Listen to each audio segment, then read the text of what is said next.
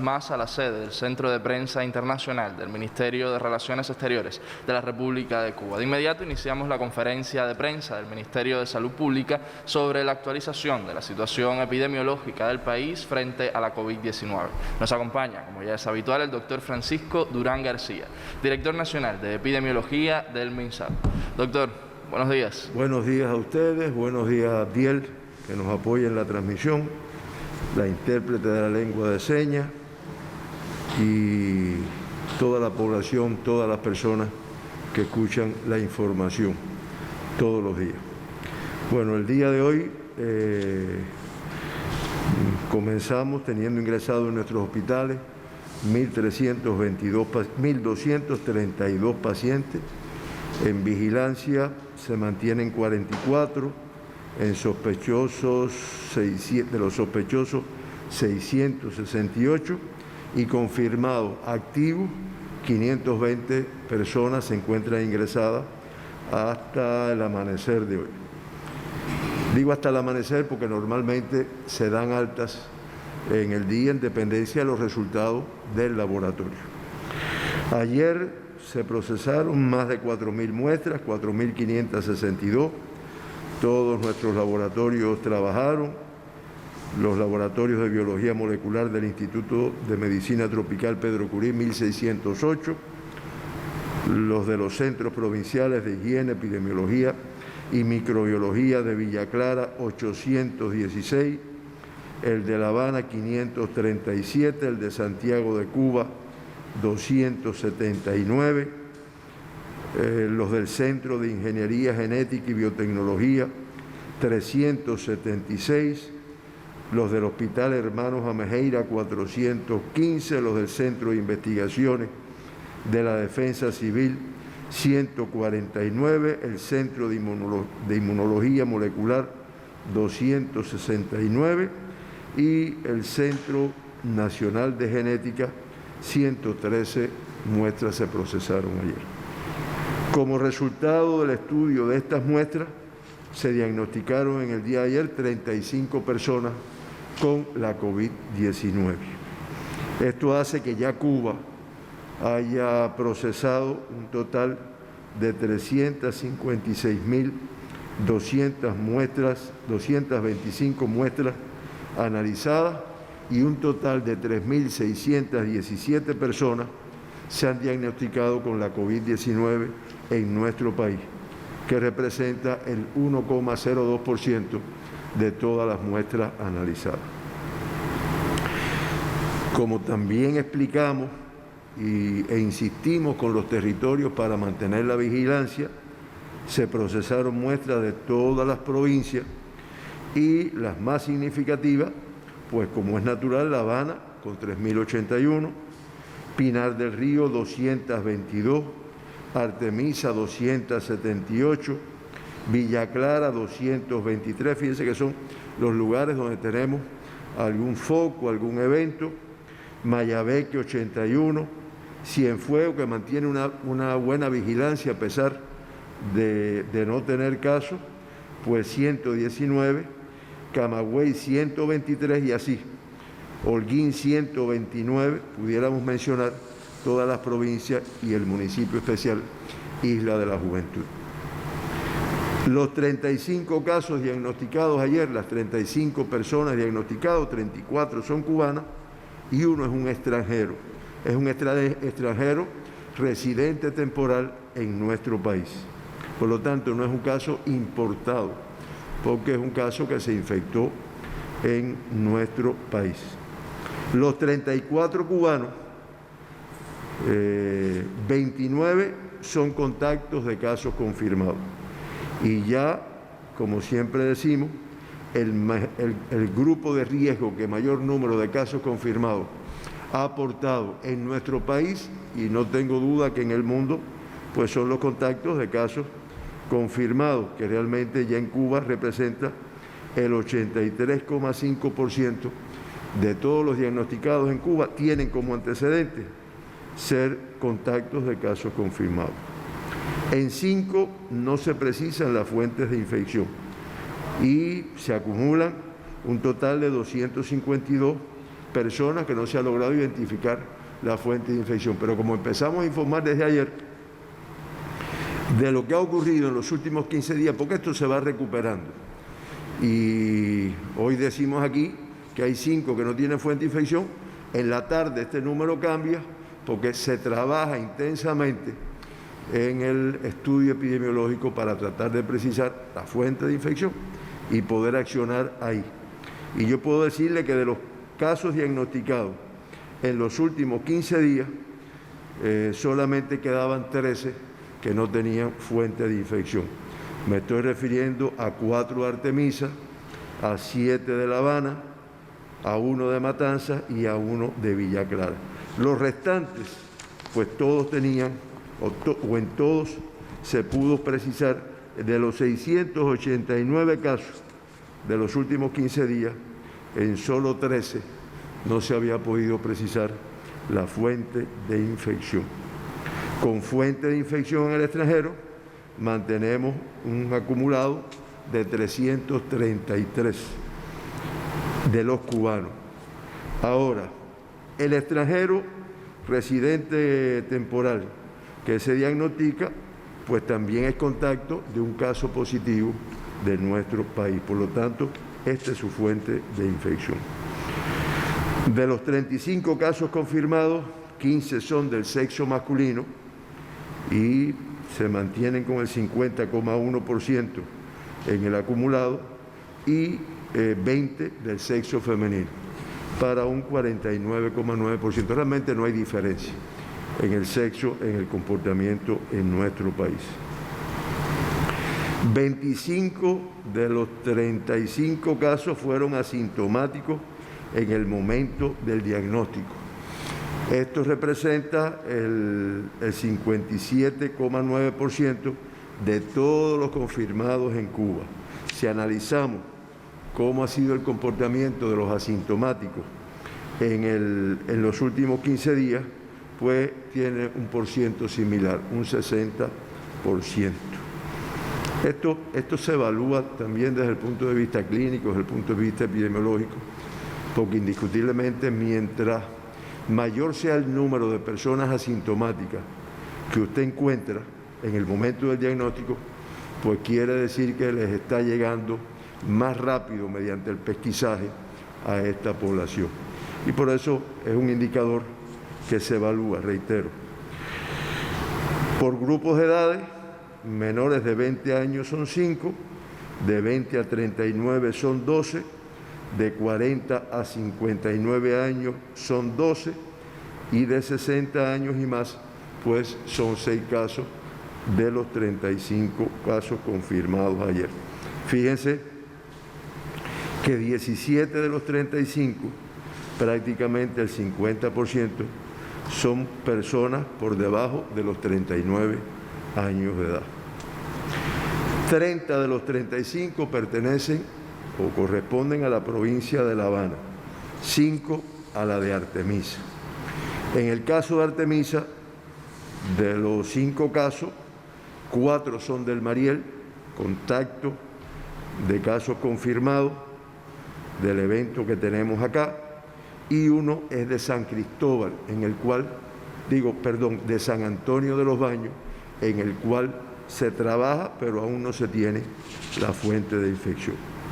Ahora, de los 30 casos de La Habana, pues 8 son del municipio de Arroyo Naranjo, 5 son del municipio Boyeros, 4 son de La Lisa, 4 de Marianao, 3 de Habana del Este, 2 de Playa, 1 del Cerro, 1 de Guanabacoa, 1 de Centro Habana y 1 de Regla.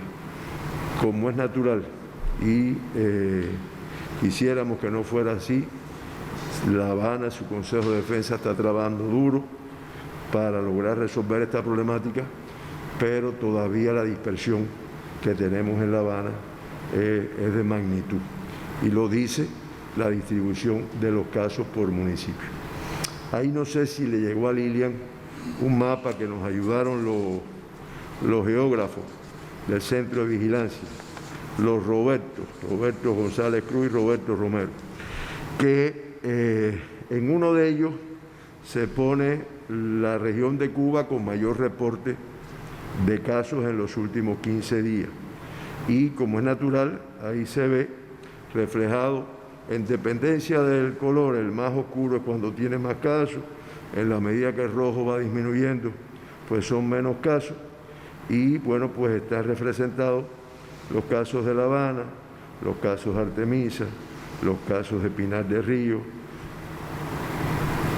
El de Matanzas también aparece reflejado, pero fundamentalmente La Habana, Artemisa y Pinar del Río, que es donde tenemos la principal incidencia en los últimos 15 días.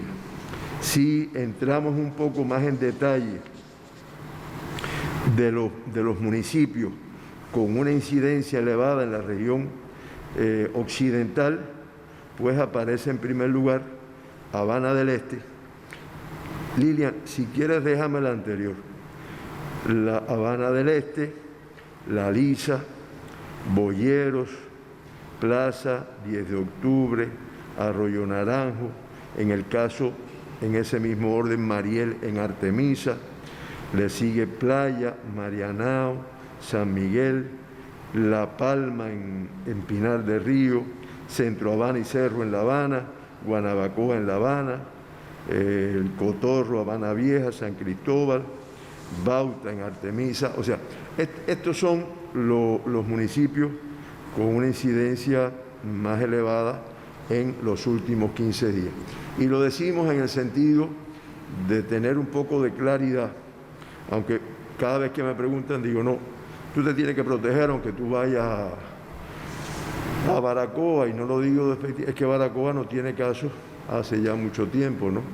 Pero tú tienes que protegerte porque tú no sabes quién puede estarla transmitiendo, teniendo en cuenta las características de los asintomáticos. Pero indiscutiblemente en estos lugares pues es mucho mayor el riesgo.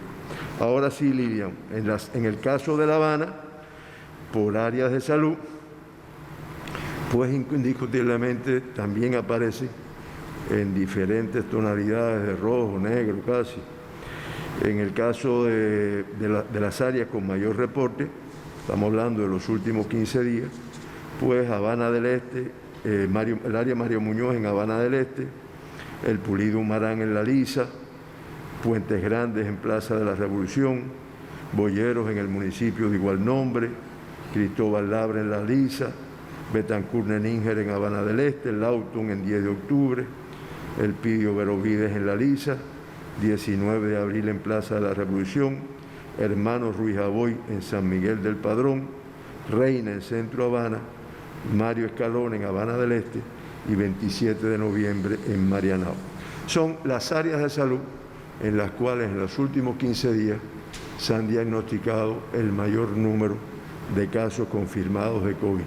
Pero reitero, es para tener idea de dónde se está trabajando con más intensidad. En muchas de estas áreas pues hay medidas de restricción que se han venido tomando por el Consejo de Defensa de la provincia de La Habana, que además deben seguir incrementándose, y de todas formas la cooperación ciudadana, la responsabilidad individual y la responsabilidad de todos los que cumplimos con la actividad, pues es muy importante en toda Cuba, pero en estos lugares con una mayor intensidad. De un dato que pudimos precisar, que además es algo en lo cual estamos trabajando, es que de los 35 casos confirmados ayer, 17 se encontraban en centros de aislamiento y 18 en hospitales. O sea, lo importante es eso, ¿no? Cogerlos a tiempo, aislarlos, aún sin diagnóstico de la enfermedad, para evitar que se mantenga transmitiendo en su comunidad, en los lugares donde se envuelve. Y entonces en hospitales generalmente se ingresan casos sospechosos, con sintomatología de la enfermedad, además con determinadas características de riesgo. Y en centros de aislamiento, bueno, pues van sospechosos también, pero sin riesgo, y van también contactos, muchos de ellos de forma asintomática. Con este comportamiento de los casos confirmados en el día de ayer en nuestro país, pues se mantiene La Habana con la mayor tasa de incidencia de casos confirmados por 100.000 habitantes. Estamos hablando de una tasa de 25,24, discretamente inferior a ayer, pero la más elevada. Artemisa se incrementa a 17,29, Pinar del Río a 4,8, Villa Clara disminuye a 2,83, Las Tunas con 0,93, Matanza con 0,42 y Mayabeque con 0,52, pues tienen una tasa similar a la del día de ayer. Y en el caso de Cuba, pues con una tasa de 6,15 casos confirmados por 100.000 habitantes, pues es discretamente inferior a la del día de ayer. En resumen, podemos decir que de los 689 casos diagnosticados en los últimos 15 días, de los 3.617 casos diagnosticados con la enfermedad, se mantienen ingresados, confirmados, activos, 520, que representan el 14,3% de todos los diagnosticados. 503, o sea, el 97%, tienen una evolución clínica estable. No tenemos que lamentar ningún fallecido en el día de hoy. Se acumulan 89 fallecidos. Eso nos da una letalidad del 2,46%, que el profesor Somarriba nos rectificaba que eso hace que Cuba se mantenga en la posición número 21 en la región de las Américas y en la posición 111 en el mundo. Eso hay que decir que siempre mencionamos los 2 evacuados, y en el día de ayer tuvimos también un balance positivo desde el punto de vista de las altas comparadas con los ingresos, ya que tuvimos 55 altas en el día de ayer, y eso hace que ya 3.006 personas que han tenido la COVID-19 en nuestro país se han recuperado de la enfermedad. Eso constituye el 83,2% de todos los confirmados. Tenemos 3 pacientes críticos, todos los críticos y los graves son de La Habana. Tenemos 3 pacientes críticos ingresados en las salas de terapia intensiva de nuestra capital y 14 pacientes graves, una cifra elevada en comparación con lo que habíamos tenido en días y pudiéramos decir hasta en la semana anterior. Como es natural, en la medida que se incrementan los casos, pues indiscutiblemente el riesgo de que sean pacientes graves o que sean pacientes críticos, sobre todo en determinados grupos de riesgo, valga la redundancia, pues se incrementa. Y fíjense cómo se ha producido. No obstante, se trabaja, se aplican los tratamientos. Ustedes han estado al tanto en estos días de todo lo que el potencial científico de Cuba está trabajando para lograr nuevos medicamentos, además de la vacuna, pero nuevos protocolos de tratamiento, nuevos medicamentos, medicamentos preventivos, medicamentos terapéuticos, ya en el momento que tienes la enfermedad, y que eso hace que se puedan salvar muchas personas aún estando en el estado crítico. De los que teníamos ayer graves, 2 pacientes, pues, 3 graves, se incorporaron 3 nuevos pacientes graves, y uno de los que estaba grave, una paciente que estaba grave, pues pasó al estado de cuidado.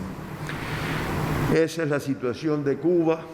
Ahí el profesor, mañana sí lo vamos a hacer con más detalle, el doctor en ciencias Juan Carlos Garnier, que ya lo mencionó aquí, Él nos ha brindado una información y la buscamos ya, ¿no?, en relación con una página de Worldmeter en el cual hace la evaluación de los países, hace una evaluación de los países, de 162 países del mundo, de 212 países, y ubica a los países clasificándolos en base a la tasa de letalidad. Ellos lo analizan por 1 millón de habitantes, al número de muestras que se han realizado por población y al número de afectados también en cada uno de los países. Y en este caso, nosotros lo buscábamos, reitero, mañana lo vamos a dar en más detalle, y Cuba se mantenía en el lugar número 114, dice aquí, en relación con la tasa de letalidad en el mundo. Claro, Cuba, cuando usted analiza el número de fallecidos por población, por millón de población, pues la tasa es de 8. Y bueno, hay países como, por ejemplo, Estados Unidos, que se sigue manteniendo como epicentro de la enfermedad, que tiene una tasa de letalidad por millón de habitantes de 541, cifras muy elevadas. El mundo, ya refiriéndonos un poquito al comportamiento mundial, que además no podemos estar ajenos, porque traduce muchas cosas, traduce los riesgos que tiene el mundo, traduce lo difícil de control de esta enfermedad, porque indiscutiblemente se está invirtiendo recursos, no siempre de forma pareja, pero bueno, se trabaja y aún no se logra un control de la enfermedad. Y no es que lo digamos nosotros, es que los organismos internacionales, la Organización Mundial de la Salud, la Organización Panamericana de la Salud, pues también lo reflejan en sus análisis. Hasta las 12 de la noche de ayer, pues se mantenían los 185 países que han diagnosticado casos de COVID. Ayer se diagnosticaron 273.716 personas y ya la cifra total asciende a 22.705.645 casos confirmados. Fíjense que en cualquier momento, o sea, de 1 millón a otro no llega ni a una semana, de acuerdo al número de casos que se confirman diariamente. En cuestión de 4 días aproximadamente, pasamos de 1 millón a otro. Falleció una cifra elevada de personas, 6.331, y ya el mundo acumula 794.104 fallecidos, para una letalidad de 3,5%. Las Américas, que como decimos todos los días, se mantiene aportando prácticamente el 54% de todos los casos del mundo, pues en el día de ayer confirmaron 133.073 casos y ya se acumulan 12.194.253 casos confirmados. Y ayer en nuestra región fallecieron 3.942 personas, se acumulan 435.468 y eso da una letalidad del 3,57% en la región de las Américas. Nuevamente ayer, más de 1.000 personas fallecieron en Estados Unidos, estamos hablando de 1.078, y ya acumulan una incidencia, o sea, un número de casos de 5.573.847.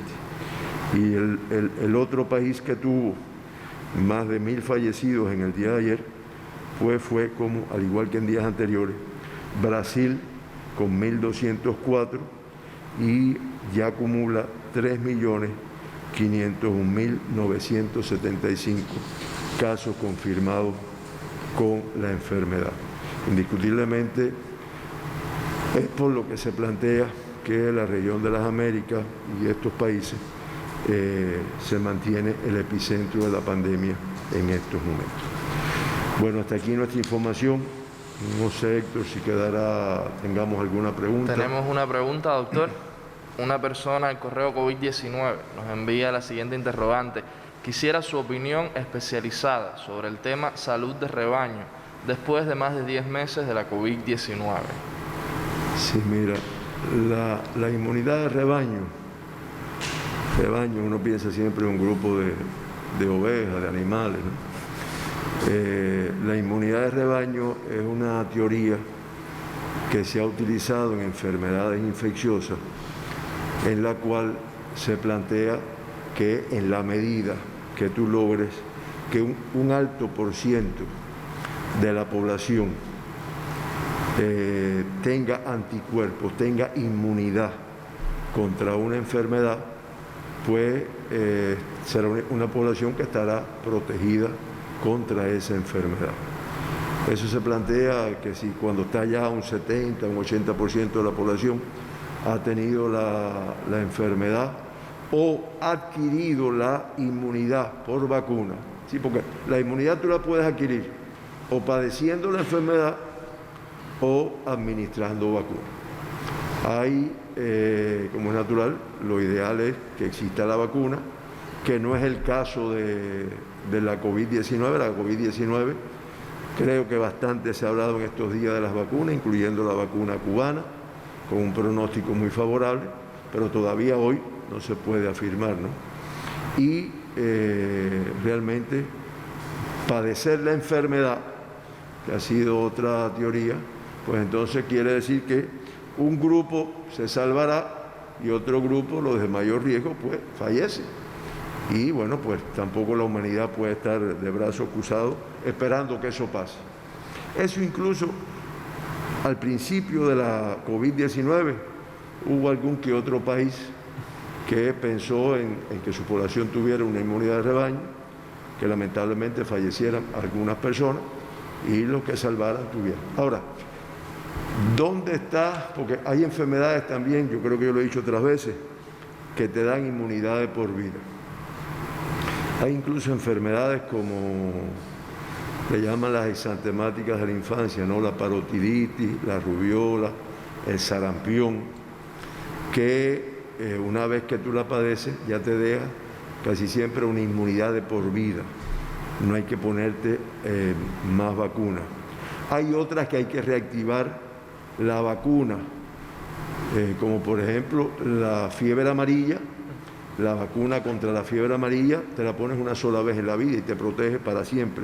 Pero eso no pasa así con todas las enfermedades. Y con la COVID no existe hasta este momento. Entonces, ¿dónde está la complicación de la COVID? Que no pasa como el sarampión, la parotiditis y la rubiola, que tú lo padeces y te quedas con inmunidad. Sino que la COVID todavía no hay una correcta definición científica de después que yo la padezco, qué tiempo yo quedo protegido contra contra volver a adquirir la enfermedad. Por lo tanto, hace más complejo. Por eso ya lo de la inmunidad de rebaño para el caso de la COVID, pues cada vez se tiene menos se desestima, por decirlo de alguna manera, y lo que sí se trabaja duramente es en lograr una vacuna que proteja. Y si se lograra una vacuna que proteja durante un periodo de tiempo largo, pues sería lo ideal, que no es lo que nos pasa muchas veces con las vacunas contra los virus respiratorios. Fíjense que nuestra población tiene cultura de que todos los años en Cuba se realiza lo que se llama la campaña de vacunación antigripal, que eso se hace en determinados meses del año.